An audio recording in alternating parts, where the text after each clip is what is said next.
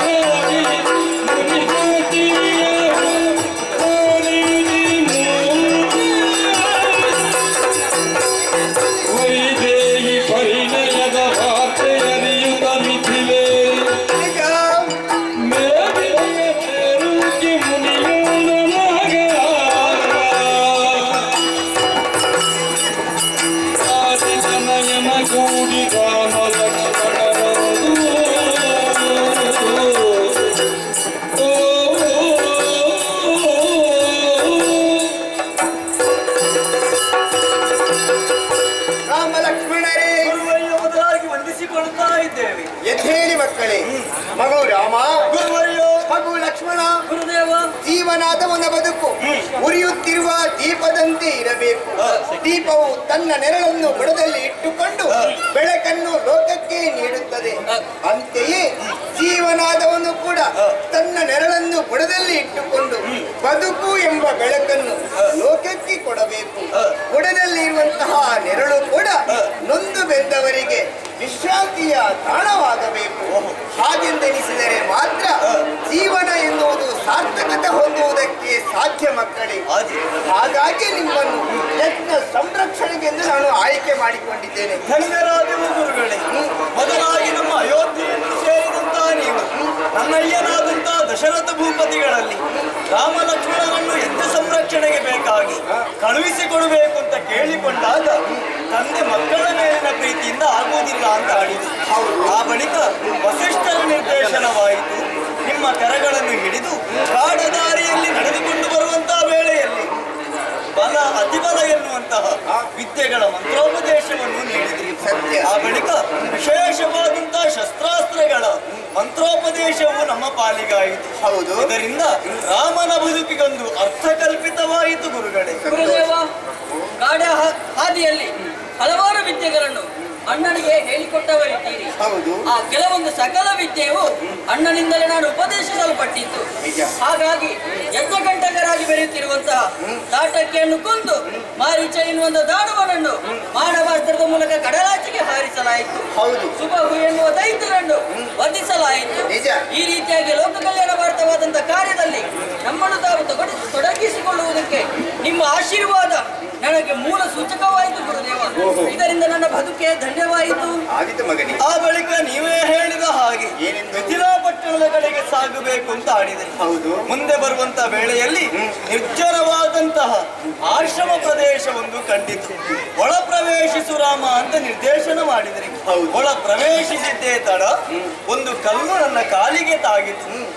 ನೋಡುತ್ತಾ ಇದ್ದ ಹಾಗೆ ಶಿಲೆಯೊಂದು ಸ್ತ್ರೀ ರೂಪವನ್ನು ಧರಿಸಿ ಮುಂದೆ ನಿಂತಾಗ ನೀವು ಆಡಿದ್ದು ಏನು? ಅವಳು ಅಹಲ್ಯೆ ಇದ್ದಾಳೆ. ಹಾ. ಅಹಲ್ಯೋಧರಣವಾಯಿತು ಮಗನೇ ಅಂತ ಆಡಿದ್ರು. ಹೌದು. ಧನ್ಯನಾದೆ ಗುರುಗಳೇ. ಸರಿ ಮಕ್ಕಳೇ, ಈಗ ತಾನೇ ಬಂದು ಮಿಥಿಲಾ ನಗರವನ್ನು ಸೇರಿದ್ದೇವೆ. ಹಾ. ಜನಕ ಮಹಾರಾಜನು ಆತನ ಮಗಳಿಗೆ ಸ್ವಯಂವರವನ್ನು ಏರ್ಪಡಿಸಿದ್ದಾನೆ. ಅಲ್ಲಿಗೆ ನಾವು ಹೋಗಬೇಕು. ಹಾ. ಆದರೆ ಈ ಹೊತ್ತಿಗೆ ಕತ್ತಲಾಗುತ್ತಾ ಉಂಟು. ಕತ್ತಲಾಗಿ. ಸ್ವಲ್ಪ ವಿಶ್ರಾಂತಿಯನ್ನು ಪಡೆಯಬೇಕು. ಅದಕ್ಕಾಗಿ ಆ ಕಡೆಗೆ ಹೋಗೋಣ. ಒಂದು ವಿಜ್ಞಾಪನೆ. ಏನು ಮಗು? ಹೇಗೂ ಇಷ್ಟು ದೂರ ಬಂದದ್ದಾಗಿದೆ. ತುಂಬಾ ದೂರ ಬಂದಿದ್ದೇವೆ. ಈ ಊರನ್ನೊಂದು ಸ್ವಲ್ಪ ನೋಡಬೇಕು ಅಂತ ಆಸೆ ಸ್ವಲ್ಪ ನೋಡ್ಲಿಕ್ಕೆ ಉಂಟು. ಸುತ್ತ ಆಡುವಷ್ಟು ಕಾಣುತ್ತಾ ಉಂಟು. ಹೋಗಿ ಬರ್ಲಿ. ನಿನ್ನ ಇಚ್ಛೆ ಅಂತ ಆಗಲಿ ಮಗ. ಆದಿತ್ಯ.